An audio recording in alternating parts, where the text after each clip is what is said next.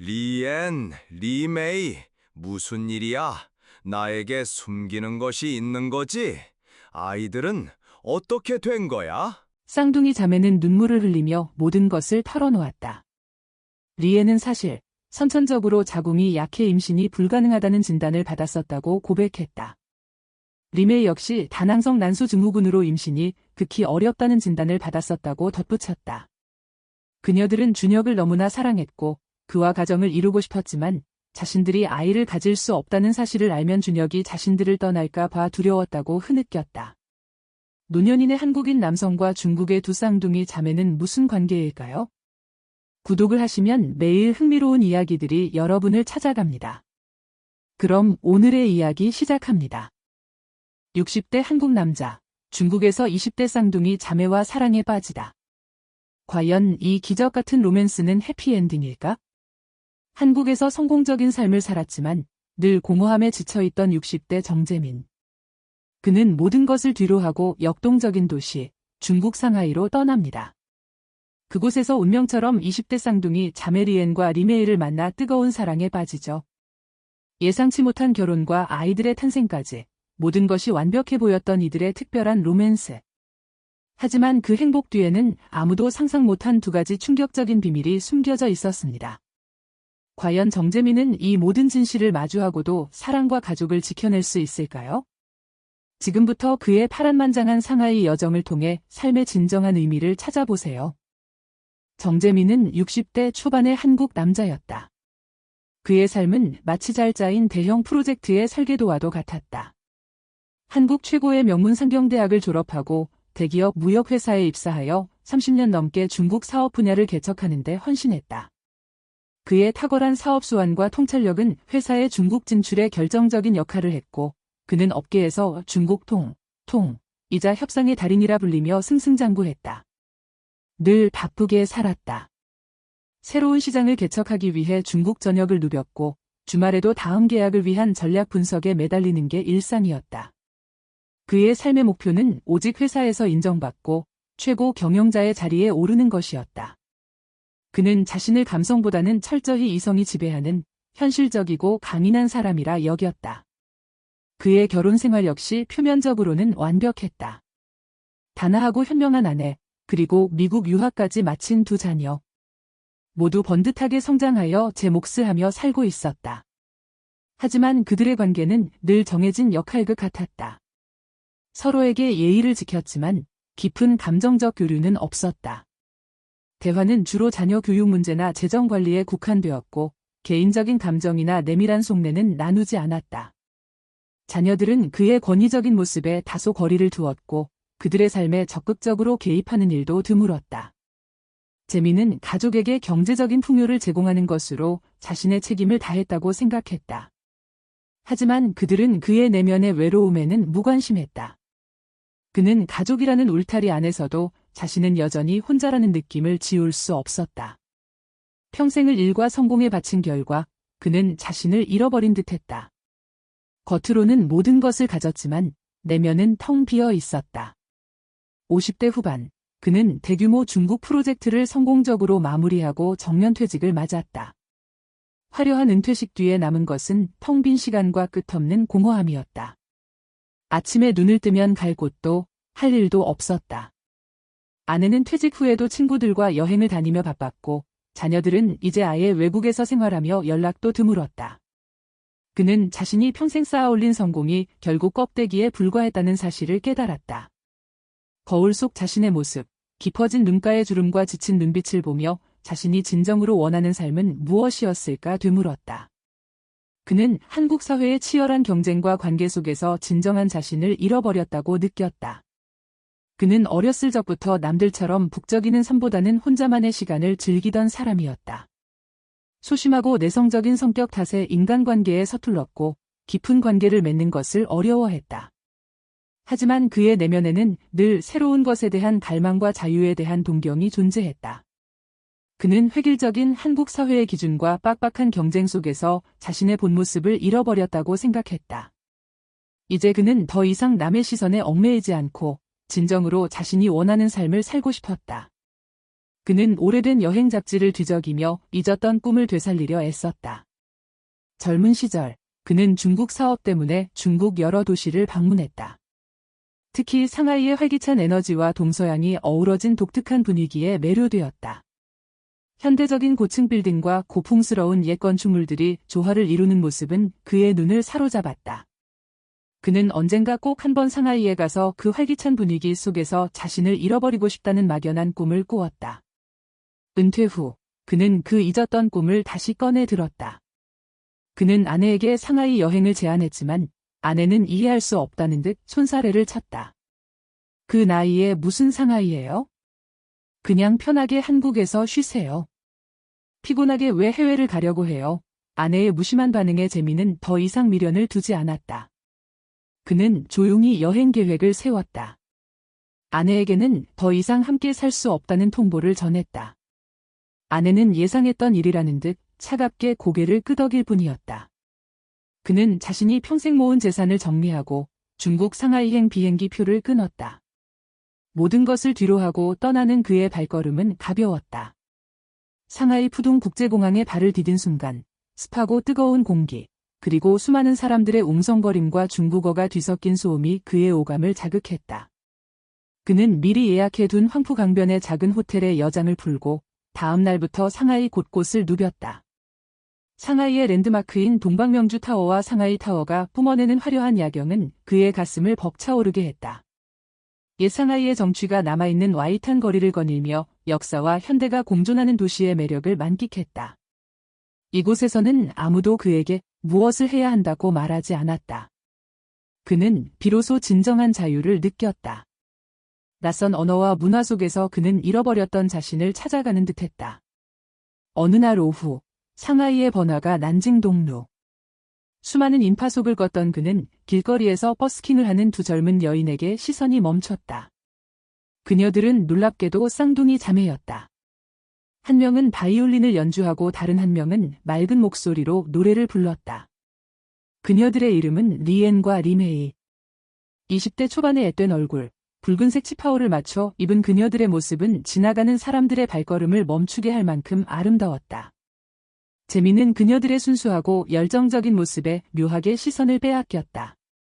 그는 조용히 발걸음을 멈추고 그녀들의 연주를 감상했다.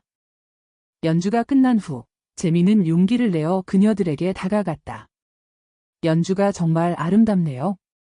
두 분이 쌍둥이 자매인가요?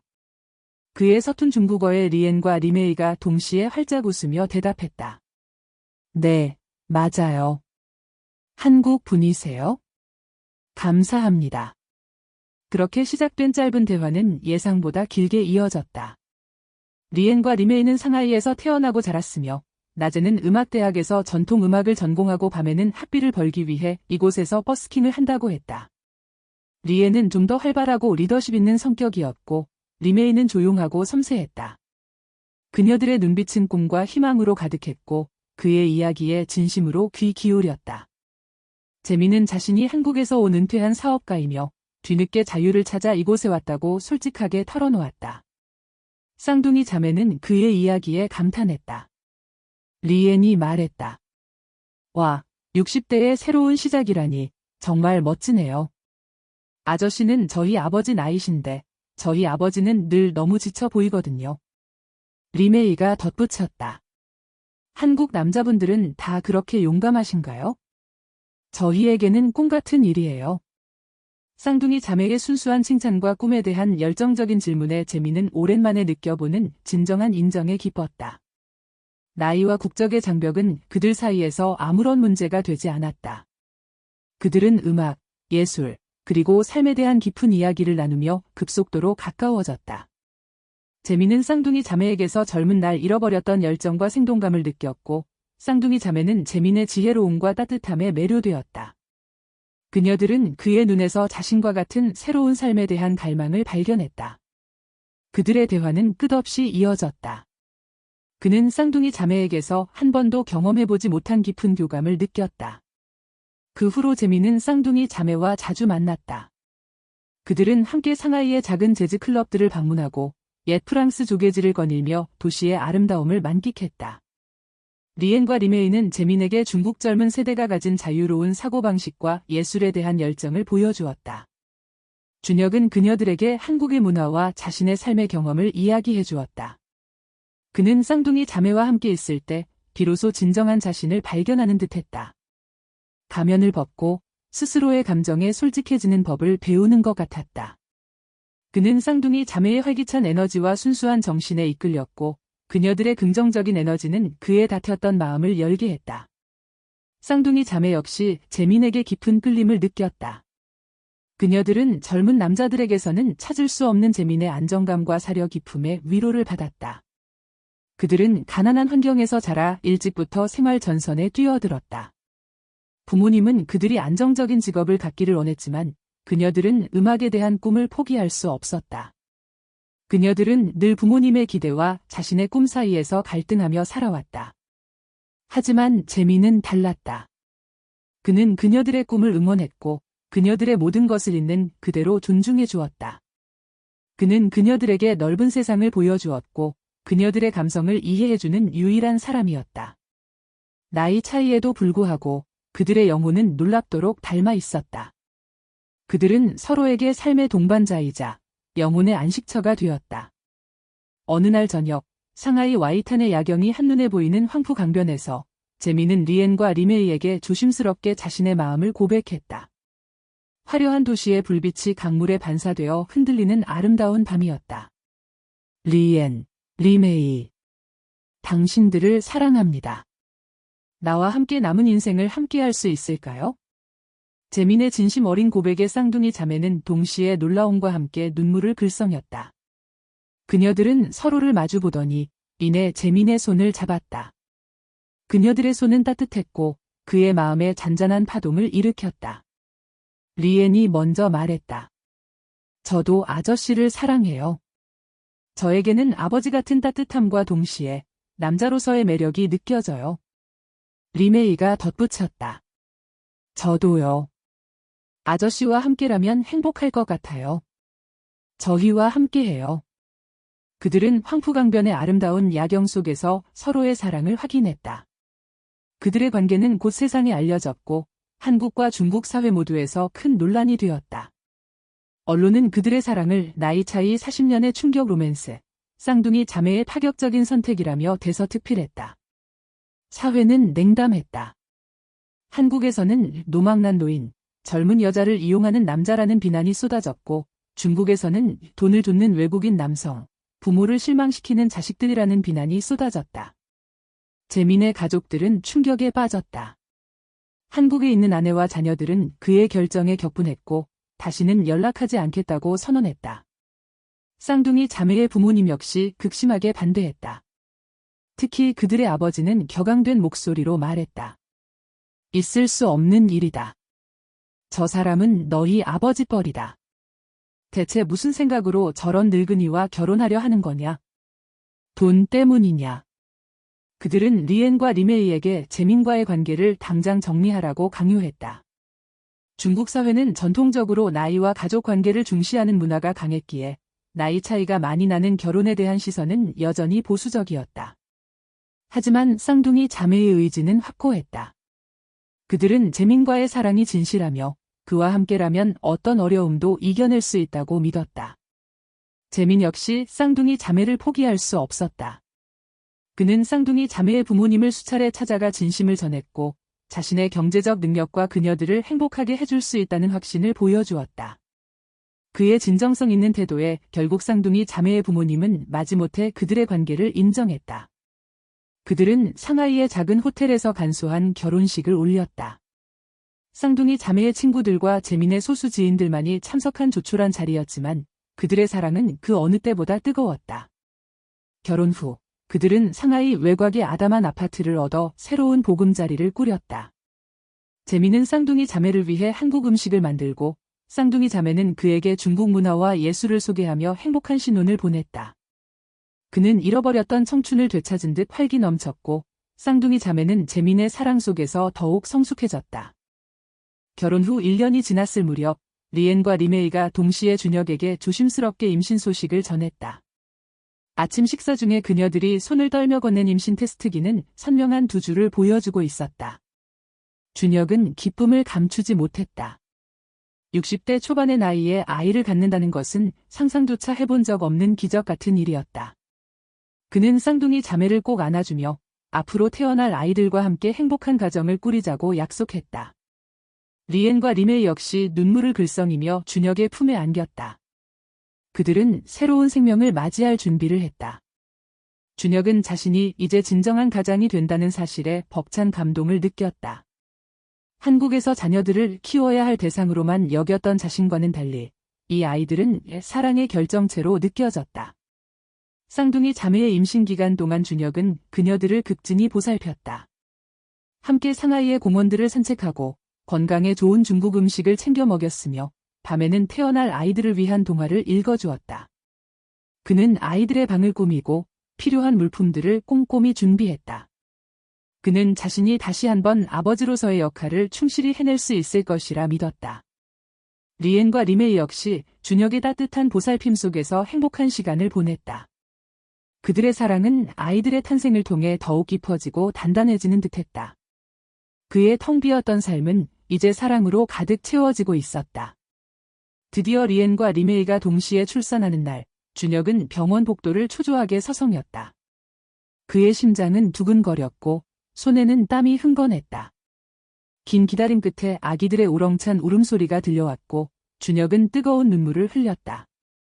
간호사들이 건강한 아들, 딸을 안고 나왔고 준혁은 갓 태어난 자신의 아이들을 품에 안았다. 그는 아이들의 작은 얼굴을 쓰다듬으며 이루 말할 수 없는 감격에 휩싸였다. 그의 늦은 사랑은 마침내 아름다운 결실을 맺은 것이다. 리에는 아들을, 리메이는 딸을 낳았다. 그들은 아이들에게 각각 테나오와 밍리라는 예쁜 이름을 지어주었다. 테나오와 밍리는 준혁에게는 새로운 삶의 의미를, 쌍둥이 자매에게는 삶의 가장 소중한 선물이 되었다. 넷은 서로를 아끼고 사랑하며 행복한 가정을 이루어갔다. 준혁은 이제 비로소 자신이 진정으로 원했던 삶을 살고 있다고 느꼈다. 아이들의 웃음소리는 그의 세상에서 가장 아름다운 음악이었다.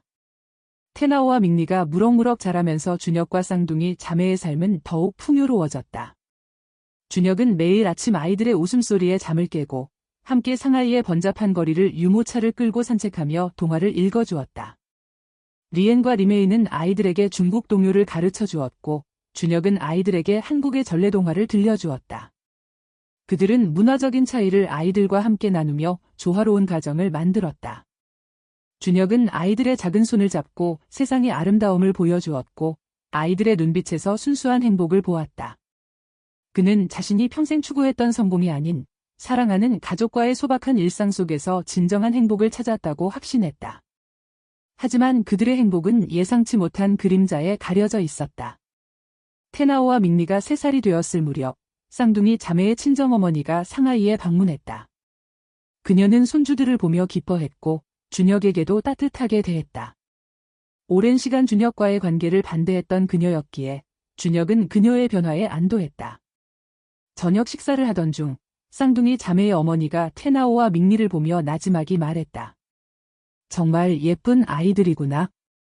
리엔, 리메이가 어렸을 때랑 똑같네. 특히 테나오는 리엔 아빠랑 정말 닮았어. 준혁은 순간적으로 의아했지만 크게 신경 쓰지 않았다. 아이들이 예쁘다는 칭찬으로 생각했다. 하지만 쌍둥이 자매의 표정이 순간적으로 굳어지는 것을 보았다.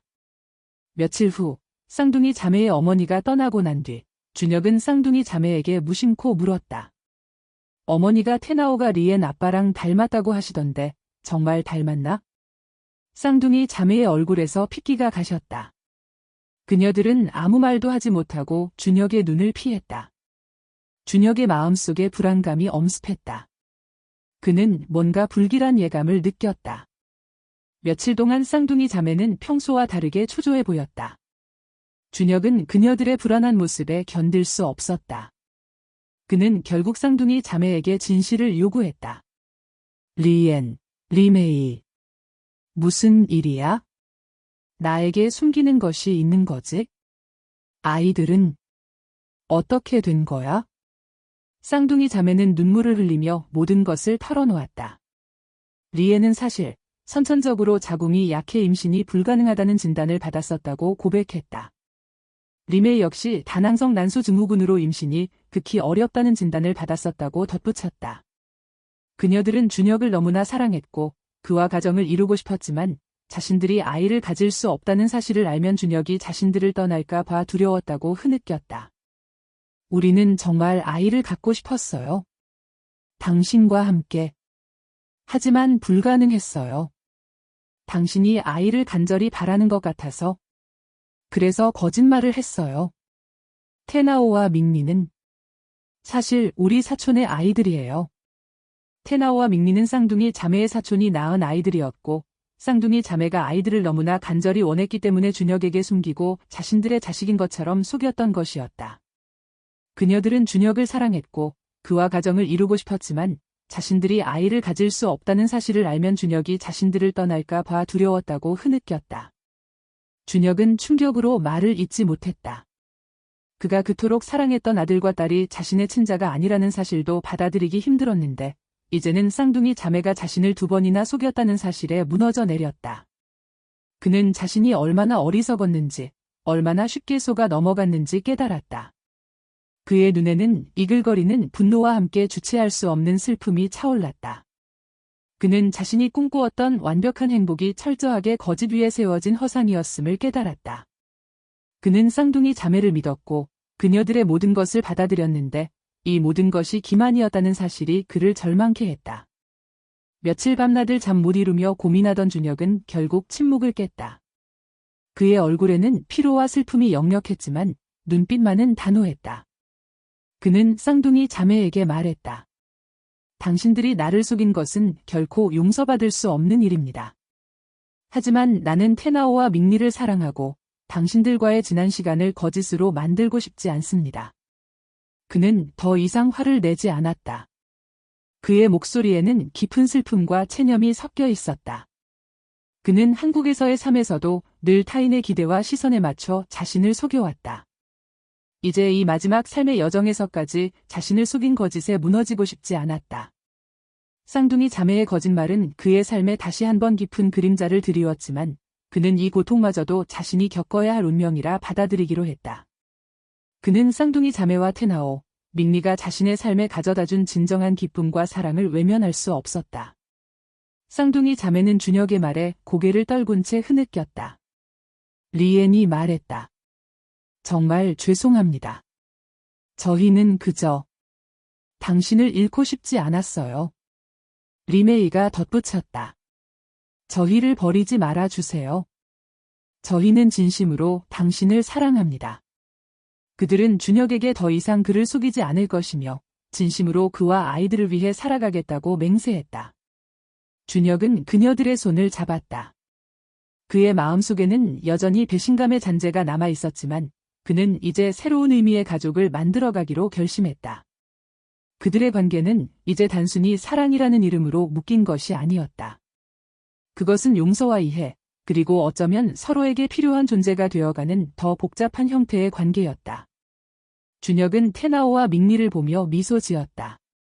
비록 혈연으로 이어진 자식들은 아니었지만 그는 그들에게 깊은 사랑을 느끼고 있었다. 그는 이제 한국으로 돌아갈 생각도 쌍둥이 자매를 떠날 생각도 없었다. 중국과 한국, 그리고 한 남자의 노년과 두 여인의 젊음이 교차하며 엮어진 이 특별한 인연은 그렇게 계속될 것이다. 그의 노년은 예측할 수 없는 방향으로 흘러갔지만 그는 그 안에서 진정한 자신을 찾아가고 있었다.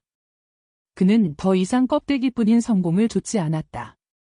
그의 삶은 비록 거짓으로 시작되었을지언정 이제는 진정한 사랑과 이해, 그리고 용서로 채워지고 있었다.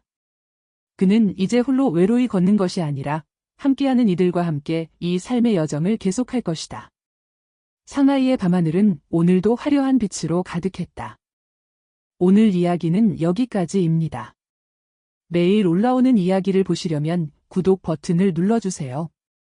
또 뵙겠습니다. 감사합니다.